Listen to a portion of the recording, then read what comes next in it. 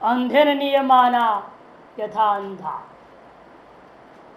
एक तो लौकिक दृष्टिया भाष्यकार ने तो कथन कर ही दिया, और दूसरा विचार यह है कि अंधन में नास्तिक आचार्य तथा नियमाना नास्तिका करटा यथा जरठेन करट जरठेन करटा यथा करट जरठेन नियमाना, ऐसा अन्यत्र भी आया हुआ है। करटा होता है नास्तिक, करट जरट कहते हैं करटों के आचार्य, उनमें जो बूढ़े हैं। करटा करट जरटेन यथा, ऐसा अन्यत्र श्रुति में है। वो अंधे नियमन यथा, अंधा का ही शब्दावली के शब्दांतर है। आज दोनों समानता लेते हुए यह अर्थ किया जाता है। टिप्पणकार ने बताया भी है 6 नंबर टिप्पण में। करटा नाम आचार्य भवति वरडः किंतरी करट एव कश्चित् जरट इति भावः ननु एते स्वाचारोपदिष्टे नैव यथा व्रजन्तोपि कथम अनर्थ भाजः। यदि ये लोग जो है सभी अपने अपने आचार्योपदेश के अनुसार ही चल रहे हैं, फिर वो अनर्थ को कैसे प्राप्त करेंगे? नास्तिक भी नास्तिक गुरु के उपदेश को तो लेकर चल रहा है, वो भी गुरु उपदेश का पालन कर रहा है, वो कैसे अनर्थ का चला जाएगा? तब यहाँ पर उसका ऐसी आशंका का निराश करने के लिए ही मंत्र में आया था अंधे नैव नियमान यथा अंधा। न खलु करटा नाम आचार्य भवति वरटः किंतरी करट एव कश्चित् जरट इति भाव। करटों का आचार्य कोई वरट नहीं हो सकता। करट में नास्तिक, नास्तिकों का आचार्य कोई वरट में मूर्ख नहीं हो सकता। किंतु करटों में कोई जरट होगा, कोई उनमें वृद्ध होगा, ज्ञान वृद्ध होगा, वयोवृद्ध होगा, वही उनके गुरु होगा, आचार्य को उपदेष्टा होगा इति भाव। अब कहते हैं कि भाई ठीक है, जिगीयमानयो शास्त्रेषु लोक्यमानयोरपि सत्योर्लोके शुक्ल कृष्णयोर गत्यो किमिति एते तृतीयामेव गतिमृच्छन्ति कुतो न कर्मोपास्यं वा अवलंब्य स्वर्गं वा सतलोकं वा रिच्छन्ति इति आशंका अपनोदन परत्वेन उत्तरम अवतारयन्नाः अतएव मूढ़त्वात् न सांपर प्रतिभाति वादम्।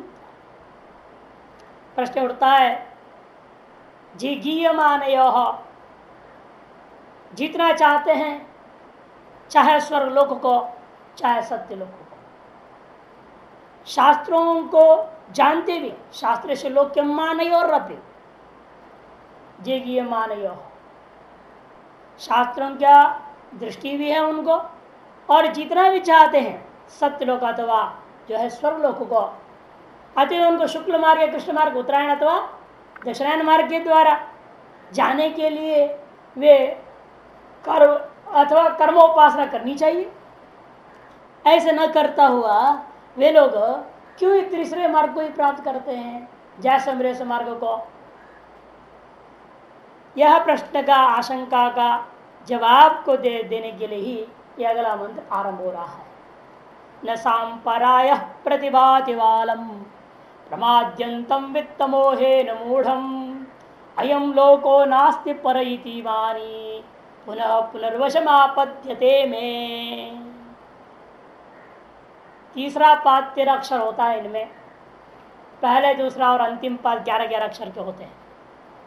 ये विलक्षण छंद में पूरा कठोपनिषद लगभग ऐसा ही है। पहला दूसरा पाद 11-11, तीसरे पाद 13, चौथे पाद 11, विषम वृत्त छंद है ये सब। अयम लोको नास्ति प्रैति मानी 13 अक्षर है, पर पुनः पुनर्वशमापदिते में 11 अक्षर हो जाता है। और पहले दोनों पाद 11-11 न सांपर प्रतिभाति बालम प्रमाद्यंत वित्तम मोहेन मूढ़म। अभी जितने भी सभी ऐसे ही है जितना अब तक पढ़े हैं। न सांपराय प्रतिभाति बालम मन मूढ़म प्रमाद्यंतम, बालम को ही स्पष्ट करते हैं प्रमाद्यंतम।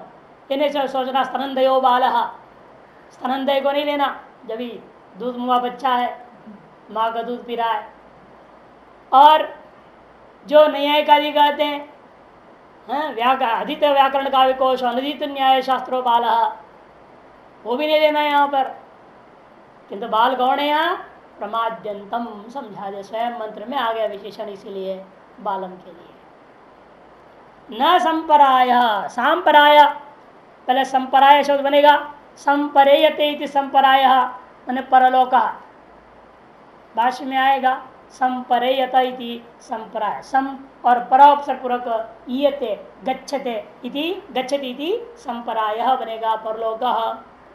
वही है प्रयोजन जिसका संप्राय प्रयोजन अस्य इति सांप्राय, मने स्वर्ग आदि लोकों के साधन, परलोक का साधन वह न प्रतिभाति, वह भाषित नहीं होता है, दिमाग में आता ही नहीं है। किनको? मूर्खों को। इसलिए बालम शब्द का अर्थ मूर्ख, कि जो प्रमाद कौन करता है? मूर्ख ही करता है। शास्त्रों को पढ़ के भी प्रमाद कर रहा है, मैंने कौन करता है? शास्त्र पढ़ने के बाद भी प्रमाद करने वाला तो मूर्ख ही होता है। सो जान के ही गलती कर रहा है, जान के गड्ढे में गिर रहा तो मूर्ख ही तो करेगा ऐसे काम। इसलिए कहते हैं बालम मने मूर्ख। तो संपराय अर्थात परलोक, स्वर्ग हो चाहे ब्रह्मलोक हो, उत्तरायण दक्षिण मार्ग के जो साधन है उनका शास्त्रादियों की तरफ जाने के बावजूद भी प्रमाद्यंतम बालम, फिर भी प्रमाद करता हुआ जो बाल है मूर्ख है। अर्थात वो शास्त्रीय कर्मों को त्याग करके अशास्त्रीय कर्मों में लगा हुआ है। भले अशास्त्रीय कर्म में लगा है तो उसमें भी पुण्य कर्म में लगा कोई जरूरी नहीं, अशास्त्रीय पुण्य पाप सकल कर्मों में लगा हुआ है। क्यों ऐसे कर रहा है वो? वित्त मोहे न मूढ़, और विशेषण दिया मूढ़ है वो, क्योंकि वित्त मोहे न, वित्त है अवित्त मोहे न, वित्त निरूपित मोह, वित्त निरूपित मोह के द्वारा वह मोहित हो चुका है। मोहे न मूढ़म, दोनों की धातु है मोह, वही चित्य, मोह धातु से ही मोह और मूढ़ दोनों बना। भाव में कथा प्रत्यय तो मूढ़ और भाव में घय किया तो मोह, दोनों ही समानार्थ वाला हो जाता है। इन प्रयोग इस प्रकार के होते हैं, क्योंकि मोह अन्य पद का विशेष है, इसलिए कोई दिक्कत नहीं। वित्त मोहे न मूढ़म,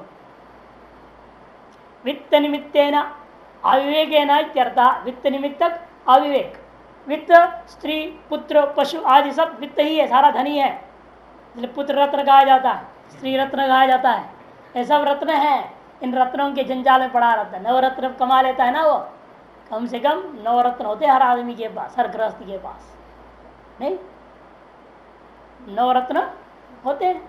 हाँ, पत्नी एक रत्न है, पुत्र दूसरा रत्न है, पुत्री तीसरा रत्न है कि नहीं?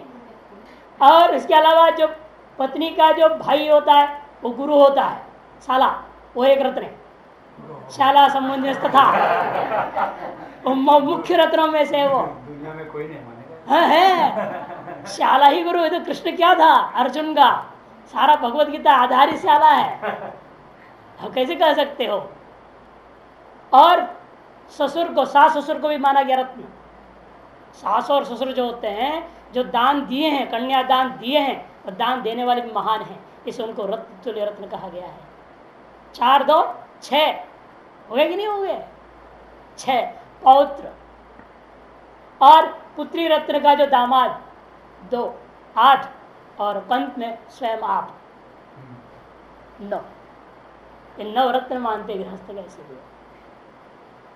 9 रत्नों के जाल में हमेशा आदमी जिंदा है। प्रमाद्यंत विद्या मोहे न मूढ़म, वैराग्य शतक की जो टीका है उसमें वर्णन किया है गृहस्थ के 9 रत्न कौन से।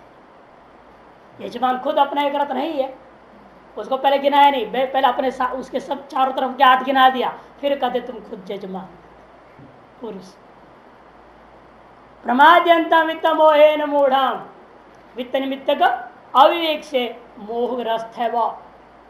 मोहग्रस्त होने से अर्थात तम के द्वारा, अज्ञान के द्वारा आच्छादित है। इसलिए क्या बोल रहा है? अयम लोको एव अस्ति, अध्यार कर लेना, नास्ति परइति, जो कुछ भी है ये जो दिख रहा है यही लोग है, इसलिए खाओ पियो मौज करो। पूरा 4 वाक्य है, ऋणं कृत्वा घृतं पिबेत् वाला है। इसे अयम लोक एव अस्ति नास्ति परइति, ये वस्ती अध्यार ऊपर से करना पड़ता है क्योंकि नास्ति पर कह दिया। इति मानी, ऐसे मानने वाला है वो, निरंतर ऐसे मननशील है। मानी मने मननशील, नीनी प्रत्यांते। इत्येवमेव मंतुम शीलम अस्य इति मानी, टिप्पण है 8 नंबर, मननशील। प्रत्यक्ष शरण नास्तिक चार्वाकादृता, प्रत्यक्ष मात्र प्रमाण में शरण रखता है वो। प्रत्यक्ष एक ही प्रमाण को मानता है, अनुमानित प्रमाण को मानता ही नहीं। ऐसा जो नास्तिक चार्वाक है, ऐसे ही सारा दुनिया है। पुनः पुनः ऐसे होने से लोग तीसरे मार्ग वाले हैं। पुनर्पुनर वशमापद्यते में, इसे लोग मेरे वश में बार बार आते हैं, मैं इनको उटक पटक करते रहता हूँ। एक जन से दूसरा, दूसरे से तीसरा, कुत्ता बिल्ली घोड़ा बना के इधर इधर घुमाते रहता हूँ। पुनर्पुनर वशमापद्यते में।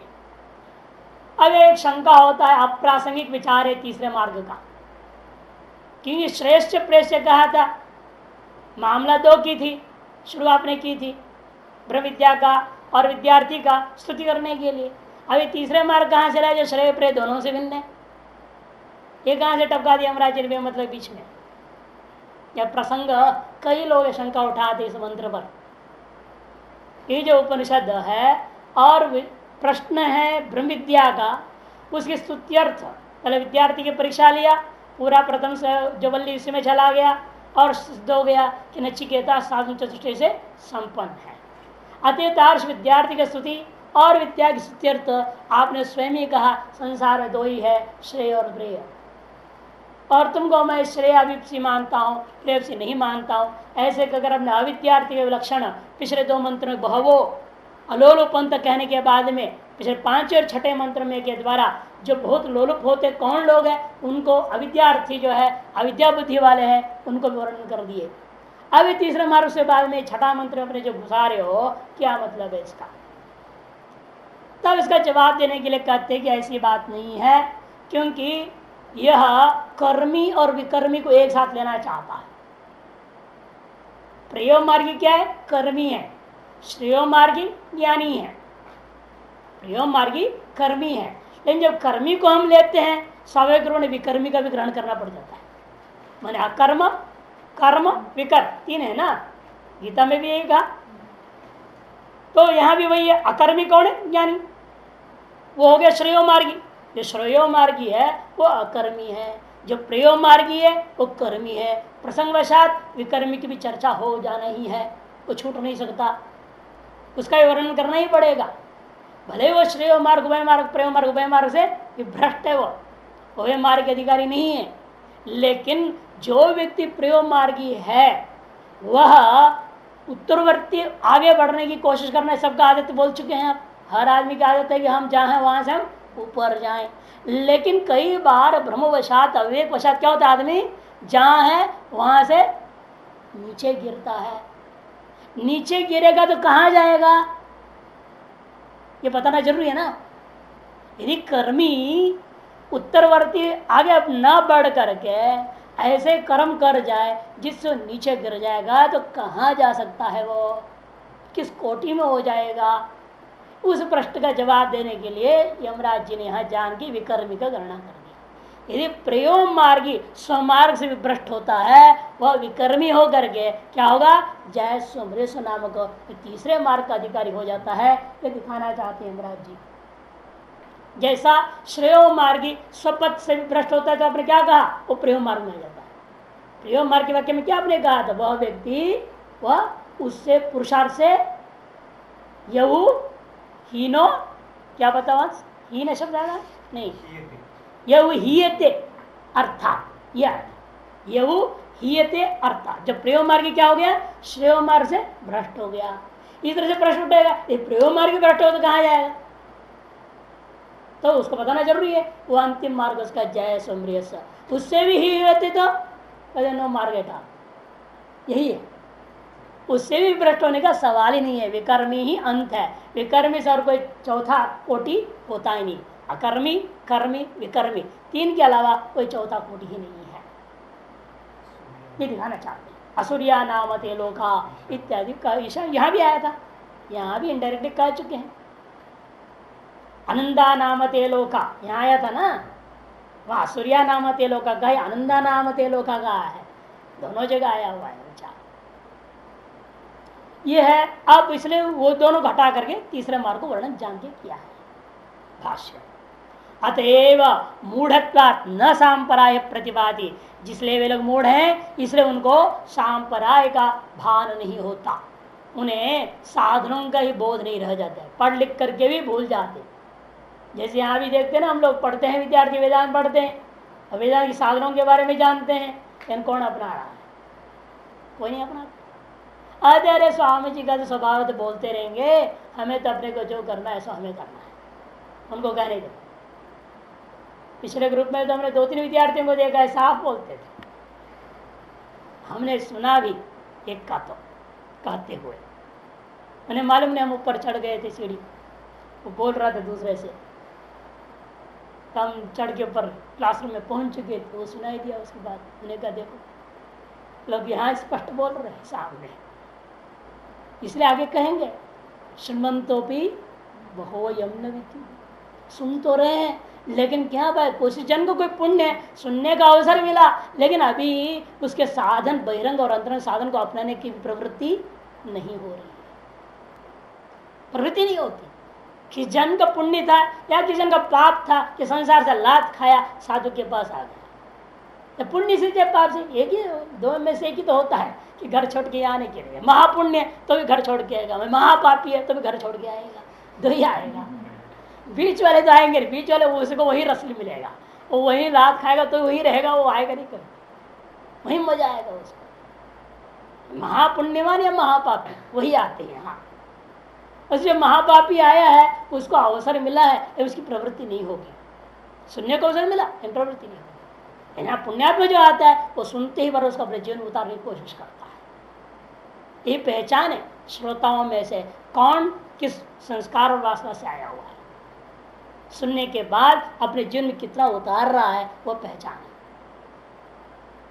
क्यों नहीं भाषित होते, क्या चीज सांपराय कहते, संपरेयत इति संपरायः, सम और परा से पूर्वक है, ये गतौ धातु, ईयते ईयते ईयते ईयन्ते बनता है, संपरा ईयते, संपराय ईयते गुण हो गया, संपरेयते इति संपरायः माने परलोकः, सम्यक प्रकारेण परा निकृष्ट अपेक्षा परा उत्कृष्ट एव ईयते गच्छति इति संपरायः, जो सम्यक है और जहां वर्तमान है उससे उत्कृष्ट को जा रहा है, इसलिए उसका नाम संप्राय। तो कौन चीज हो सकती है यहाँ के पास उत्कृष्ट, परलोकी तो होगा, इसीलिए संप्राय का अर्थ परलोक हो गया।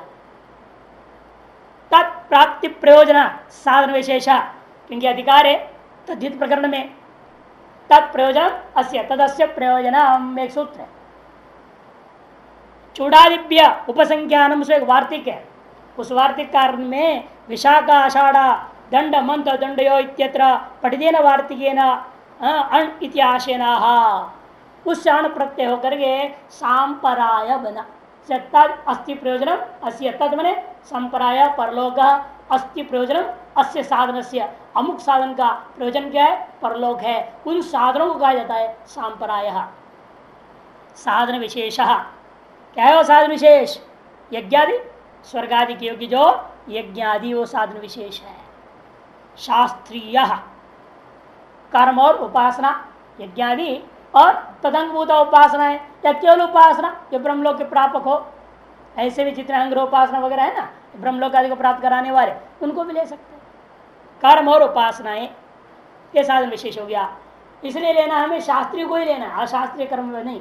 इसलिए भाषाकार विशेषण दे दिए साधन विशेष शास्त्रीय, कि परलोक का साधन शास्त्रीय ही हो सकता है, और शास्त्रीय लौकिक साधन तो परलोक को प्रदान नहीं कर सकता, क्योंकि परलोक है यह जानते ही हम शास्त्र से, नहीं तो हम जानते हैं परलोक है, और उसके साधन भी शास्त्र से हम जानते हैं।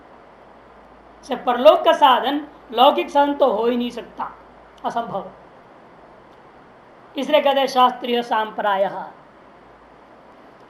सच बालम मन अविवेकी नाम प्रति न भाति न प्रकाशते नोपतिष्ठते तत्, न प्रतिभाति है, न प्रतिभाति कर दिया, न भाति न प्रकाशते, अविवेकी को वह सारे साधन सुनने के बाद भी उसके दिमाग में प्रकाशित नहीं होता, नौपतिष्ठते, उसके दिमाग में टिकता ही नहीं, ऊपर ऊपर चला जाता है, उड़ जाता है, सारा बातें दिमाग के ऊपर से ही उड़ जाता है, हवा से अंदर जाते नहीं, घुसते नहीं, बैठते नहीं दिमाग में वो साधन। इत्येता ये नौपतिष्ठते में भी आत्मपद हुआ, उसका पीछे भी सूत्र दिया है, उपादेव पूजा इत्यादि सूत्र दिए हैं 1 नंबर टिप्पणी में स्पष्ट। साधन विशेष न बालम मित्री करो इत्यर्था, साधन विशेष बाल को रुचिकर होता नहीं, इसका अर्थ है मित्री करो उसका मित्र नहीं होता का मतलब क्या, मित्र मित्र हो जाना, मित्री करो दी। इसे शास्त्र आचाराभ्याम प्रकाशमानो भी नासो बालाय स्वदति यावत, उस बाल को रुचिकर नहीं होता, स्वदति उस अविवेकी को अच्छा नहीं लगता, ऐसे साधनों को सुन करके अच्छा नहीं लगता है, उसको मंदिर में जाना पड़ेगा, हाँ सवेरे, अरे नहीं नहीं वो जो सिनेमा के लाइन में खड़ा होना पड़ेगा टिकट के लिए, हाँ अभी हो जाऊंगा बोलेगा, अभी चले जाएंगे, सिनेमा का लाइन में खड़ा होने को तैयार है 4 घंटे, हाँ जब लाइन ही नहीं लग रहा है, सीधा जाओ दर्शन करके आओ भगवान का, वहां नहीं जाने को तैयार।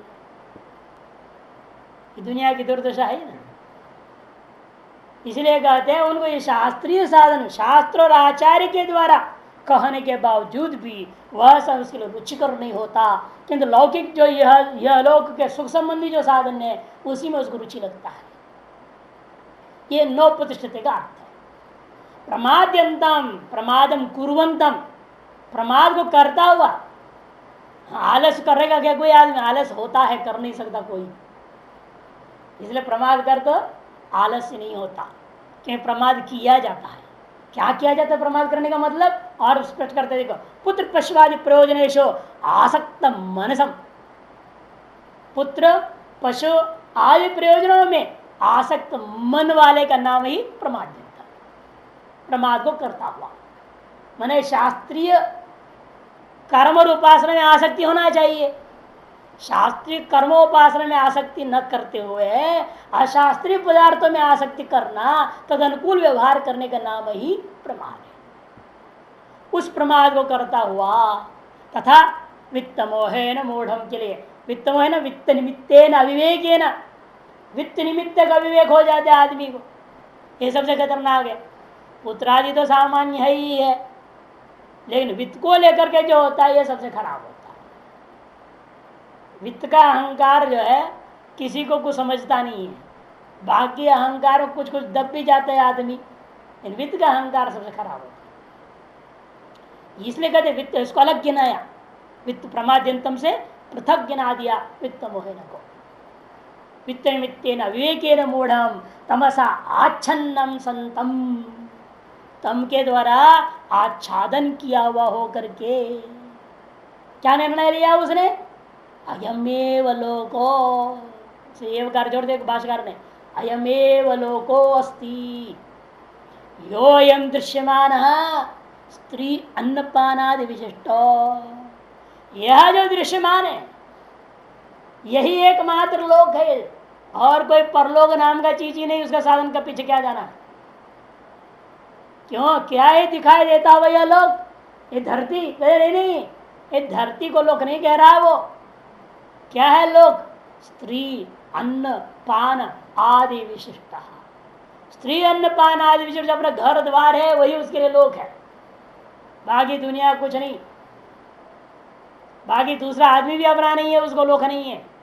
दूसरा आदमी को क्या, उसे लूटो, उसको लूट के अपना ऐश करो, उसे ऋण लो, मीठा मीठा बनो, प्रेम से उसका कर्जा लो और लात मार दो, उसको छुट्टी कर दो।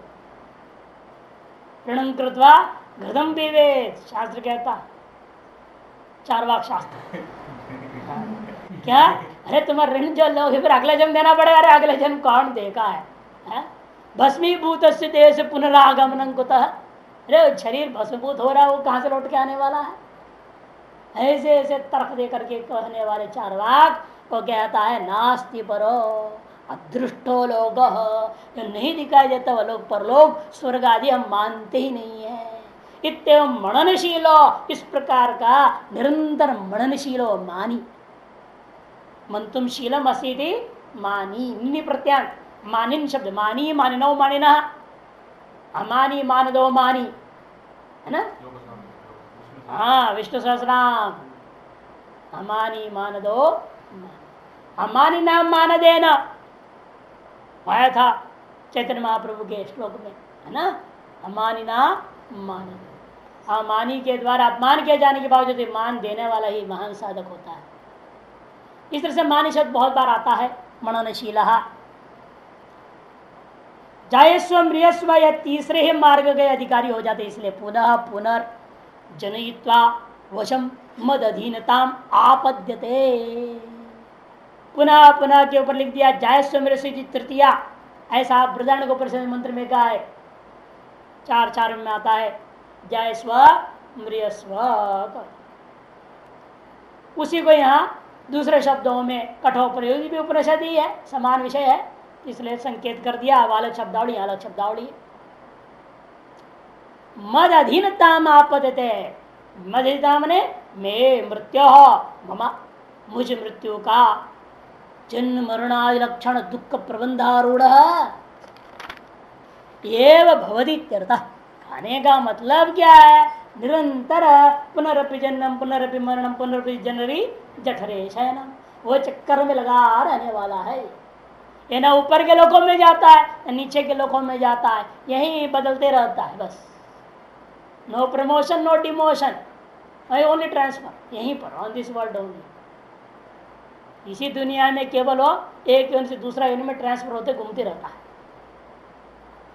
जैसे अधिकारियों को होते ना ट्रांसफर होते रहते हैं, केंद्र सरकार के कर्मचारी और जो राज्य सरकार कर्मचारी में ट्रांसफर इधर से उधर पटक, वही इसका भी होता है बेचारे का। जनन मरण आदि लक्षण, जन्म मरण आदि, आदि से बीच वाला भी लेना जो 4 और परिणाम है ना, अस्ति वर्धते विपरिणमते अपक्षीयते, 4 बीच का आदि से ले लेंगे। लक्षण जो कि कैसा है वो दुख प्रबंध, दुख की धारा है वो, उसी पर आरूढ़ होकर के ही यह सब रहते हैं इत्यर्थः। प्रायेण ही एवं विधे एवं लोक, प्राय जो है एवं विधम ने तीसरे मार्ग की अधिकारी सारी दुनिया ही लगभग है। भाष्यकार कह देते हैं सारी दुनिया प्राय इसी के अधिकारी हो रखे, जय समरेश के लिए। इसलिए आप देख रहे धरती पर क्या हो, देखिए मच्छरों की संख्या बढ़ जाती है, कभी बाघों की संख्या बढ़ गई, अब बाघों की संख्या घट रही है, आदमियों की संख्या बढ़ रही है। ये संख्या इधर ही बढ़ता घटता रहता ना आपस में, कि यहीं पैदा और यहीं मर रहे, चक्कर ये चल रहा है। कभी कुछ ज्यादा हो जाता है, कभी कुछ ज्यादा होता है, इकट्ठे पैदा हो जाते हैं वहां जाकर, मर गए यहाँ सुमानी लहर में, इकट्ठे मच्छर बन गए सब कुछ न जैसे हो जाते। तो यही घूमते प्राय सबका यही हाल है, क्योंकि प्राय सभी जो कुछ भी हमको दिख रहा है वो धर्म कर रहा है, पूजा पाठ कर रहा है, जब तक कर रहा है वो भी यह लोक का सुख के लिए ही ज्यादातर कर रहा है। चक्कर यह चल रहा है, पूजा पाठ कर रहे हैं क्यों? कोई बढ़िया विशेष गद्दी मिल जाए, करोड़ों रुपयों वाला गद्दी मिल जाए, इसे जब तक कर रहे हैं, ध्यान लगा रहे हैं, लगा हुआ है। महात्मा ब्रह्मचर्य में देखने को मिलता है, गृहस्थों में देखो वो भी यही सोचता है, तो बढ़िया से बढ़िया चीजों को पाने के लिए लगा हुआ है, जो है जितना उस और आगे बढ़ने के लिए लगा है। लेकिन कोई स्वर्ग चाहता नहीं है, न मोक्ष चाहता। प्रायेण एवं विध एवं लोका। 9 नंबर टिप्पणी इसलिए विस्तार पर समझाएं इस बात को। अन्य श्रेय वैदिके एवं विद्याकरण उपक्रम्य दूरमेति विपरीत विषुचित्तेति तयोरेव विभिन्न फलत्व मुक्त्वा विद्याभीप्सिनं श्रेयो भाजनमिति विद्याफलम् उक्तम श्रेयः अनन्तरं तो वैदिकस्यैव कर्मणो अविद्याशब्दस्य प्रियो रूपे स्वर्गादिफल वक्तव्य विकर्मिणां तृतीय कृति चर्चायम् असंगत इत्याशंक्या। देखो टिप्पणी में आ गया ना, ऐसा असंगत है। तब जवाब नहीं, कामनया ही वैदिक भी कर्मणि प्रवर्तमाना, कि कामना से जो वैदिक में प्रवृत्त हो रहा है ना वो भी सुहानि कर रहा है, कामना पूर्वक। बहवो वाजश्रव से यथा, यहां पर देखा आपने यही वाजश्रवा था, सर्वस्व दान वाला या कर रहा है, किस लिए? यह आलोक में यश प्राप्त करने के लिए। जैसे कर्मणामेव विकर्मी अभेदेन इयम उक्ति, से कर्मियों में भी ऐसे करने वाले लोग विकर्मी कोटि में आ जाते हैं, गिर जाते हैं, वे भी अपना पथ से भ्रष्ट हो रहे हैं, उनको दिखाना चाहते हैं। तार्श कर्मियों को विकर्मियों के साथ अभेद करता हुआ दिखाना चाहते हैं भगवान यमराज जी यहाँ पर।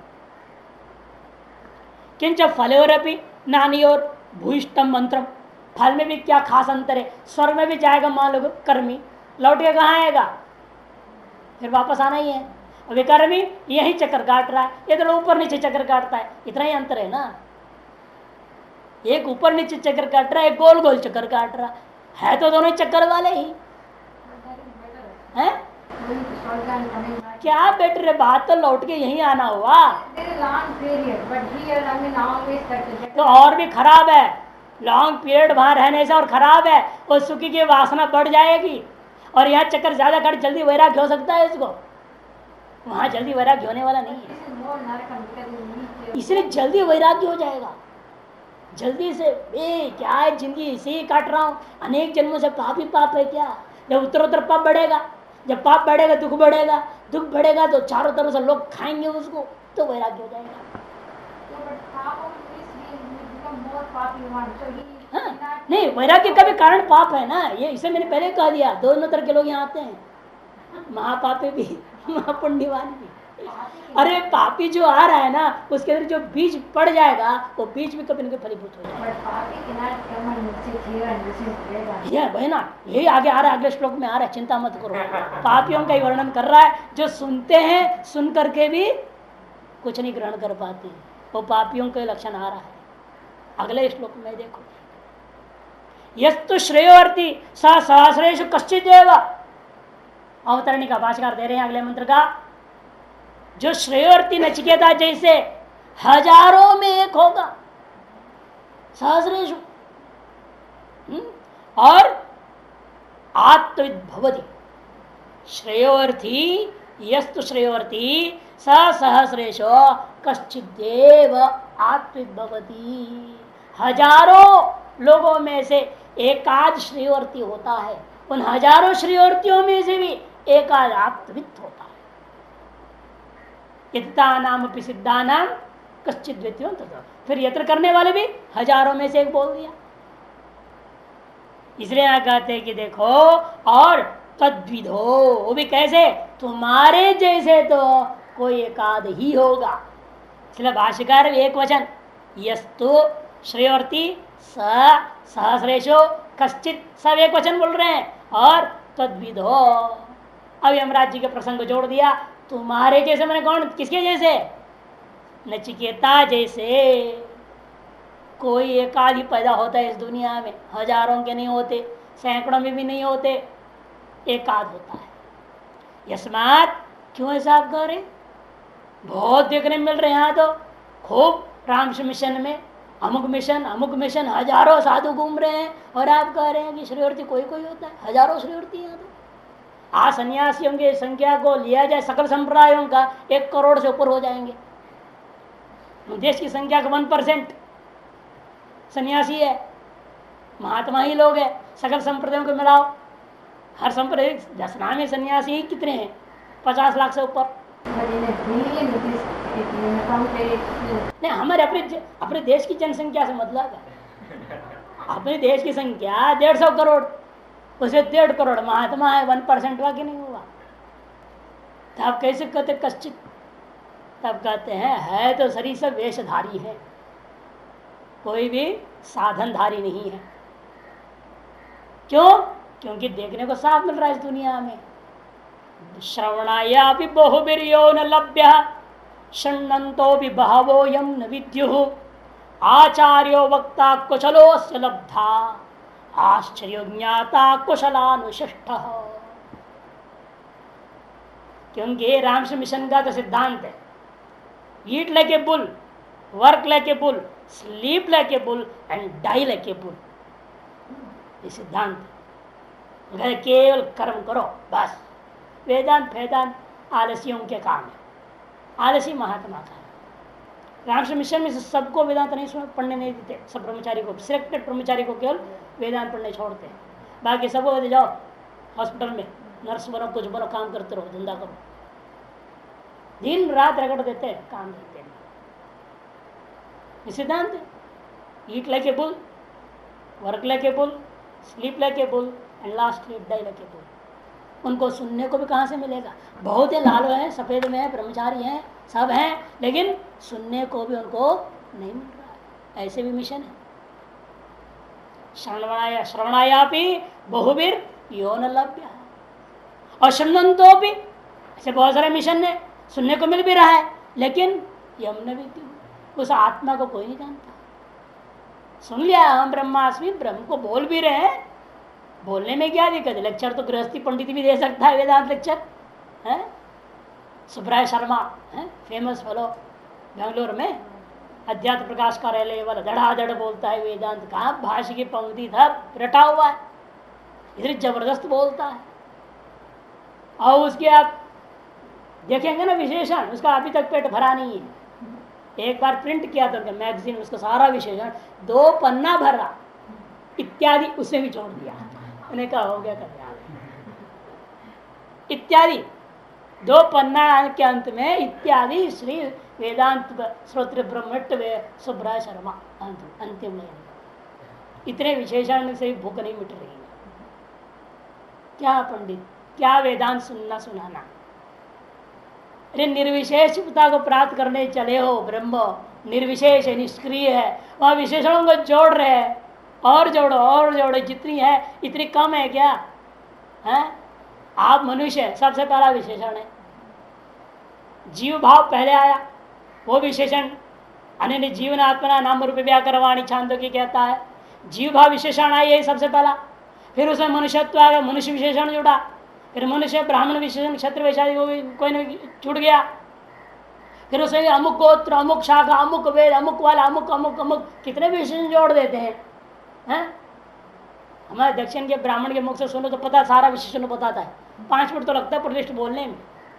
ये प्रवर है, ये सूत्र, हमारे ग्रंथ है, हम इस परंपरा का है, सब बोलेगा, 5 मिनट लगता है। अब इतने विशेषण से आदमी अभी खुश नहीं है और विशेषण जोड़ना चाहता है। श्रोत्र ब्रह्मनिष्ठ लोक संग्रह, हाँ, धन संग्रह के लिए साथ। इसलिए हमेशा ये डोनेशन देना चाहिए, ये डोनेशन दो, ये डोनेशन दो, ये डोनेशन दो। इतने डोनेशन की जरूरत है, और लाओ और लाओ और लाओ बोलते रहते। संसार ऐसा ही है। और इसमें हेतु हेतु भाव है, देखो शरणय भी परियोन्नभ्य, क्यों? क्योंकि आश्चर्यो वक्ता, क्योंकि वक्ता कहाँ मिले? असली वक्ता भी नहीं मिलता है। केवल मीठी मीठी वेदांत बोलने वाले बोलते, सच्ची वेदांत भी बोलता नहीं कोई भी। फुलम गुला सही वेदांत के भगवान सीधे शुरू करते हैं ब्रह्मसूत्र पशुवाद विश्व विशेषा आचार्य संग्रह, सब पशु हैं ये। आज किसको तो तुम पशु हो, तुम गधा हो, तेरे अकल ही नहीं, तुम मूर्ख हो, मूढ़ हो, ऐसे ही सब शब्द उनको बोलोगे तो उठ के भाग जाएंगे। कौन सुनेगा आपका वेदांत? तुम सुधरना चाहिए, मनुष्य बनो। क्यों तेरा शरीर मनुष्य का है, हृदय से तुम पशु हो, ऐसा कहने लोगों को ही प्रवचन दोगे तो सब उठ के भाग जाएंगे। कहेंगे ये माधव पागल हो गए, बोलते हैं महात्मा को पागल कर देंगे। कोई नहीं सुनता। सही वेदांत का हो तो कोई नहीं सुनेगा। आप तुम जीवात्मा नहीं हो, तुम मनुष्य नहीं हो, तुम ब्रह्म हो, तो कौन सुनेगा? क्या सुनेगा ही नहीं है? ऐसे कैसे कह रहे हैं? तो पागल हो गया महात्मा, मैं मनुष्य नहीं बोल रहा, बताओ। समझ ही नहीं सकता। और अभी जब कहा तो जगत ही पैदा नहीं हुआ तो हंसेंगे वो। जगत ही पैदा नहीं होगा ना, बैठा है मंच पे बोल रहा है और कहता है जगत ही पैदा नहीं हुआ। वजह तो व्याघात दोष है। इसलिए असली वेदांत अजातवा तो कोई सुन ही नहीं पाता। दृष्टि सृष्टिवाद भी पचती नहीं है आसानी से, और सृष्टि सृष्टिवाद बोलेंगे तो उसको भी उल्टा समझता है, जगत को ब्रह्म समझ लेता है। बड़ा मुश्किल काम है। इसे आश्चर्य वक्ता ये हेतु है शरणापि गौरियो न लभ्य के प्रति। और श्रृणन तो भी बहुयम न विद्यो, इसको 2 भागों में विभाजन करके उसका हेतु दे रहे। कुशलो वस्य लब्धा आश्चर्यो ज्ञाता। सुनने वालों में भी 2 प्रकार है, एक लब्धा है, दूसरा ज्ञाता है। लब्धा और ज्ञाता में अंतर के पहले भी बता चुका हूं। लब्धा तत्ववेत्ता और ज्ञाता स्वरूपनिष्ठ। तत्वनिष्ठ और स्वरूपनिष्ठ ये अंतर स्पष्ट दिख रहा है। कुशलो अस्य लब्धा, मनुष्य को उस तत्व में निष्ठा हो जाती है। निष्ठा हो गई, जिसे सारा साधन अपना रहा है, मन नित्य न्यासन में लग जाता है, लोक संग्रह सारा बात छोड़ करके एकदम मन नित्य न्यासन में लग गया वो लब्धा। और जो स्वरूप निष्ठा ही पा लिया, आश्चर्य हो, वो तो कुशल भी नहीं होता, बोलिए आश्चर्य हो गया मतलब। इसलिए लब्धा कुशल और ज्ञाता आश्चर्य। जो स्वरूप निष्ठा गुरु के मुख से सुनते सुनते सुनते सीधा ब्रह्म निष्ठा हो जाए, स्वरूप निष्ठा हो जाए, यह महान आश्चर्य है। तत्वनिष्ठा होना बुद्धि का खेल है, स्वरूप निष्ठा होना अंतःकरण की आत्यंतिक शुद्धि का मामला है। दोनों अंतर चीज है। तत्वनिष्ठा केवल बुद्धि की दृश्यत्व क्रिया सूक्ष्म या सूक्ष्मदर्शी भी कहना, सूक्ष्म बुद्धि से वह तत्व में निष्ठा बन जाती है, लेकिन अनुभूति पूर्वक स्वरूप निष्ठा महान आश्चर्य ही है। अतएव ऐसा जो होगा उसको हम क्या मानते हैं? कुशलानुशिष्ट। कुशल आचार्य से उपदेश प्राप्त किया हुआ वही पुरुष निश्चित रूपेण ज्ञाता होगा, स्वरूपनिष्ठ होगा, वह महान आश्चर्य ही होगा।